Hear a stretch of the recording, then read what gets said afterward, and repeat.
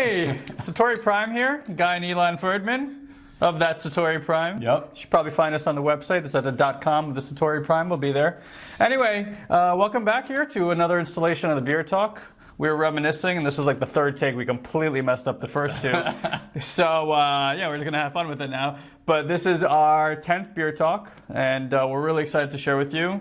Ilan's going to share with you why he's a terrible beer snob, as usual. Hold this for me. Yeah. So, this is a multiple celebration. It happens to be the 10th one.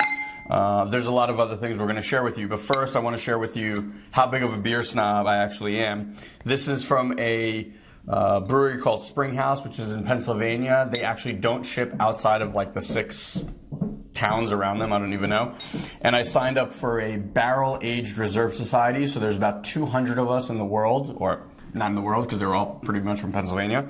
But they wouldn't ship them to me. So I actually found a guy that would go to the place, pick up my beers, hold them for me, sometimes ship them to me. And I actually just happened to go to Lancaster, where these guys are located, and picked up the rest of them. So this is a Russian Imperial Stout aged in Pappy Van Winkle bourbon barrels. So if anyone does not know what Pappy Van Winkle is, it's probably one of the most, if not the most expensive bourbon on the planet.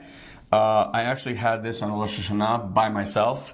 And I'm just warning you now, this is 16.7% alcohol. So we are going to be drunk. We're going to be really drunk for by our the end of this 10th anniversary one. All right. But like I said, it's a celebration. So why don't I'll start pouring and you start telling them why we're celebrating. Or I just want to remark how if that's how much time you're spending getting beers, I can logistically tell you that the business is not doing as well as it should be.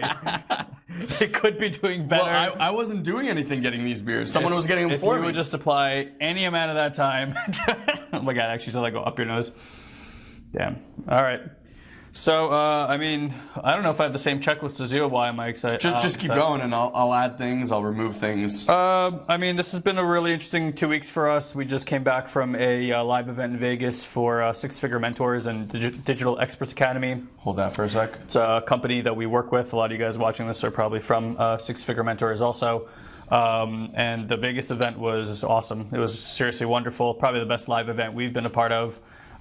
We've put on gold events in the past, but this one, we really changed the... I'm looking at him like he's looking at me. It's fine. It's fine. I know you're not. But I'm looking... Yeah, it doesn't matter. So we changed up the content, really went heavy on the personal development day one. We really went into digging deep on the more analytical, logical side of marketing on day two. And feedback was just absolutely wonderful. Take a quick break here and do one of these. Happy 10th. Happy 10th. Happy 10th. I can't believe we made it to 10. Mm-hmm. It's got to be like a year now since we started these. Oh, goddamn. It's like all sorts of things happening here. I'm sorry, guys. We're gonna need a 10-second spot here. It's a lot of good things happening. Wow. I think it could be a little bit colder. I like it when these are warmer. Okay. That's also why you drink it out of these, so you get a little hand warmth into the cup. That's incredible. Okay, continue. So we did the Vegas event. Sorry, guys. It was wonderful. Really came back fired up from that one. Really energized. I know anytime that we see people getting value, I really feel very energized about it. Following week, we went out with a networking group that we're a part of, which we're not supposed to talk about. That's the first 2 rules. First 2 rules is not to talk about this networking group, but we all went down to, I flew back from Vegas with Ilan and went down to Southern Jersey to New Jersey Motor Speedway, and we got to race around in some sport-tuned Mustangs around this 2-mile track, which was super fun. 2 1/4. 2 1/4, which is super fun because him and I are like car fanatics. It was actually my idea to do the mastermind there. Have always wanted to go racing on a track, but never really had the opportunity to. So beyond the fact that we were with about 40 incredible guys who are just, just all about giving value in the world, 7, 8, 9-figure earners. Can't imagine being in a room with those kind of guys with less ego. And just want to give value. So we had super amount of fun on the racetrack. Went go-karting, went paintballing. We have the freaking bruises to prove it all over our body. Ilan took his CTSV, for those that don't know, my dream car, on the racetrack at full bore. Yeah.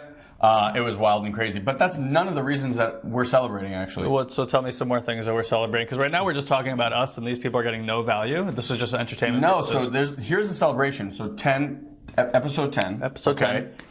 Back on Facebook. Not bad. Cheers for that one. Okay. Nice to see you all back on there.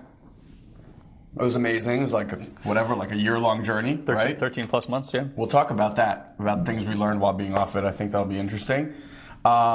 Kicked off our first ever personal development seminar. Another one for that one. First time ever. And had 10 people register instantly. So we just kicked that off last week, which is incredible. Yep. I think those are pretty much the celebrations that I had, at least in my milestone celebrations. Milestones, yeah, yeah. There's little victories in there too.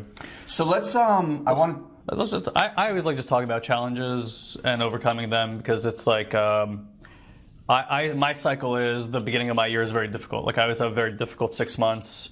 I always feel like I'm going through stuff for the first part of my year, and then around my birthday, September-ish. I feel like really empowered in the last 3-4 months of the year. I always feel like things are kind of kicking in high gear. Need to rearrange that story. We'll talk about that offline. Talk about that one offline. I have my reasons, and you're right. I can get some power around it, but just looking historically back at my life, that's kind of what's been going on.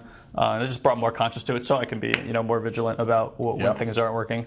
But do you want to what do you want to start with? Because you seem like you had something in mind. Yeah, I was going to say, I think getting back on Facebook has been interesting, and I can share with you a couple of things that I've realized with my Facebook fast. But I think ultimately what we found is that our business, which was 90+% on Facebook before we got kicked off, right? Would you even say more? 95 to 99%. 95 to 99%, which I highly don't recommend you do. And when it happened, a couple of things. One, well, I don't know if they know what happened, to be honest. Well, we'll give you the really short version. Guy and I created a software, which is an incredible software, which allowed you to go into groups, pick out the last people that got added to that group or liked that group in the last 30 days or 60 days or 90 days, and then just market to those people. We had raving fans. It accelerated our business like 100x. I mean, we were selling 50 plus units of this a day, back-ending people into our Facebook mastermind. Life was good at an insane tick, and Facebook came down on everyone that had these softwares. Even though ours only grabbed numbers, other people decided to grab personal information. We shut ours down. They came after us about 4 months later with a cease and desist. We said we'd already been taking this thing offline 4 months ago. We went through this whole rigmarole with them. Long story short, a year we were off of Facebook. And here we are back. So purgatory. Here's what I found really interesting. There's two ways I think that you could look at the situation. I'm sure there's many, but two ways that most people would look at that situation. One is my business is over, right? Because if someone cut off 95% of your traffic to your products, your sites, your whatever, for most people that would kind of be the end of the world. Not a good feeling, by the way. Right? Not a good feeling. So that's one way. The other way is, and I think this stems from our mindset and just having gone through the ups and downs and ebbs and flows of business. Sure. And something that we definitely talk about in the mastermind, which is kind of like the SatoriPrime mindset, is we look at everything as an opportunity, and our revenue hasn't decreased at all in the last year, which is astonishing. Yeah. Which is really astonishing. Well, I will say this. I mean, we had the intention of significantly growing our income this year. So we did really well last year.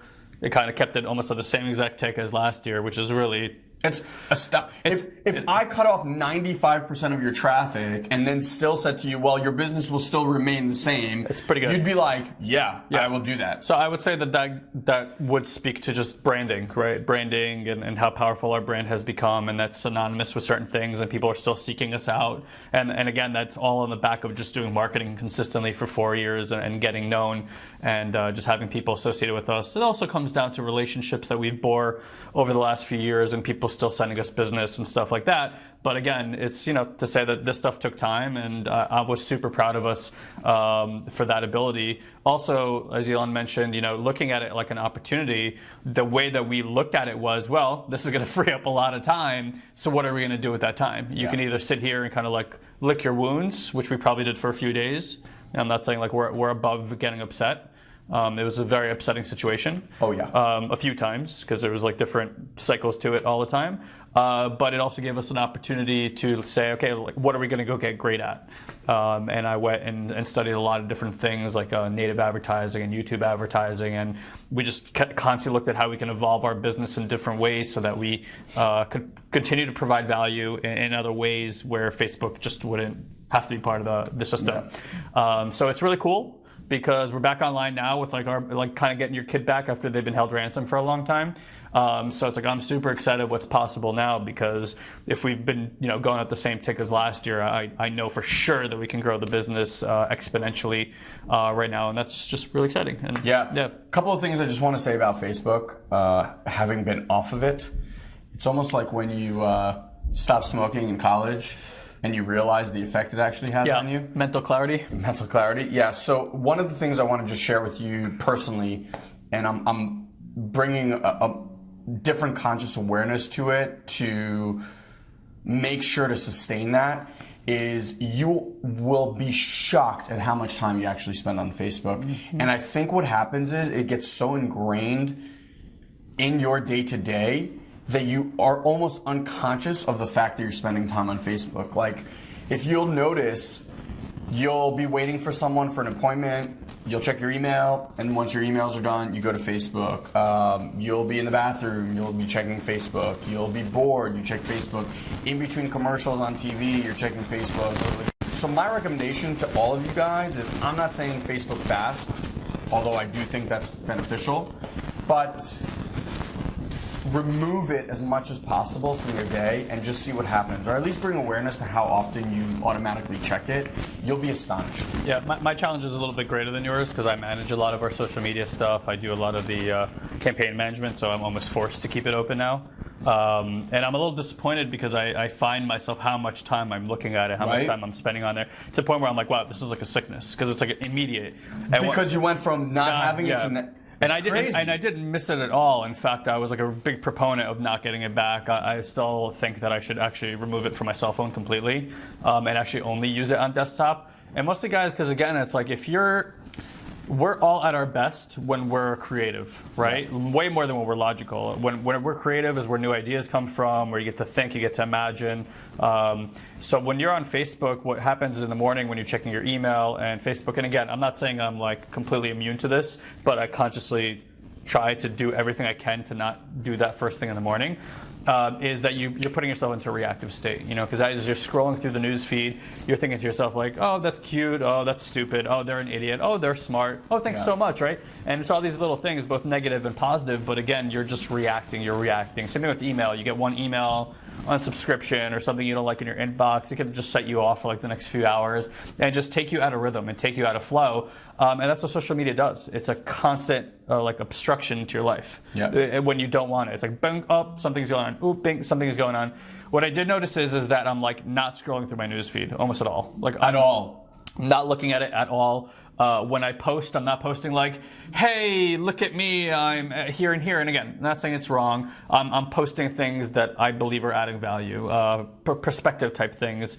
And I kind of only want to do that my personal profile. I don't care about like the minutia of day to day. Yeah. I mean, it's really interesting. I heard this comment a long time ago that you have a certain amount of juice or energy, fuel, whatever you want to call it, throughout the day, right? So like at 100. And it's funny, the car racing guy had the same thing, right? Money in the bank. Yeah, money in the bank. It's interesting. So you have this fuel, right? And every decision that you make throughout the day, it eliminates that fuel. Now, obviously, big decisions take more fuel, little decisions takes little fuel. But when you are reacting to email, when you are reacting to Facebook, every one of those reactions is fuel. You're using fuel. So the question is, when you're trying to be a high performer, and you're wasting your time having subconscious reactions to, I like this, I don't like this is funny, this is stupid, this person is a moron, I need to stop being friends with this person, whatever it is, all of those things are using that tank. And that's why for me, I'm almost at a point where, yes, I'm happy because I get to post pictures of my kids again and my grandparents are super happy, but Yeah, I'm like you. I've just really not been. I actually scrolled through the news feed when I first got on, and I was like, wow, this is just a horrible energy thing. It's like bad media. Yeah, I'm the same, but I'll tell you my favorite part about it is the ease in which you can connect with people. Because before, it's like, honestly, like not being on Facebook is like being dead today. Like when I got back on and I changed my profile picture so it'd be something updated, I've never gotten that many comments or likes on anything I've ever posted before, and most of them were like welcome back, as if like welcome back to life. I was like, all right, so here's a Jewish boy who basically died and came back. I'm like, oh, I'm basically like Jesus. Like, I got resurrected, virtually speaking. That was the funniest thing, because I think I had like close to 200 likes on my profile picture. I'm like, when any picture I've ever put up has got that many likes. You're like, did I look that good? And it's really funny because like I consistently get people now saying on stuff that I'm posting, like, oh, I'm so happy you're back. I'm so happy you're back, that kind of stuff. But I will say, like, after coming to the mastermind, like the ease at which you could just add people you've met, communicate with them immediately instead of like, hey, can I get your email address? Like, it really does cut down on steps. It's shocking how big of a difference that actually makes. Like, Messenger is my favorite thing out of the whole thing. Yeah, I agree. Yeah. Let's talk a little bit about takeaways that we had from Vegas and the mastermind. Okay. Because I think that's really important. Anything that, from a business standpoint, let's do business and then let's do personal. Well, I think for me, Vegas was more personal Okay. than business. Interesting. Mine was the opposite. Interesting. Okay. It's both. I guess that one's a little tied together. So for me, look, Vegas, here's what I love. Every time I've ever coached or taught, for me, it's been a recognition of where I currently am in my life as far as my personal knowledge and wisdom, okay? So when I'm in front of a room and I'm sharing and I'm teaching, there's moments where I find myself surprised over what's coming out of my mouth, or surprised that something comes out of my mouth and creates a certain response or reaction from people, and I mean that in a positive way. Yeah. There could be negative stuff too, but usually people don't tell that to your face.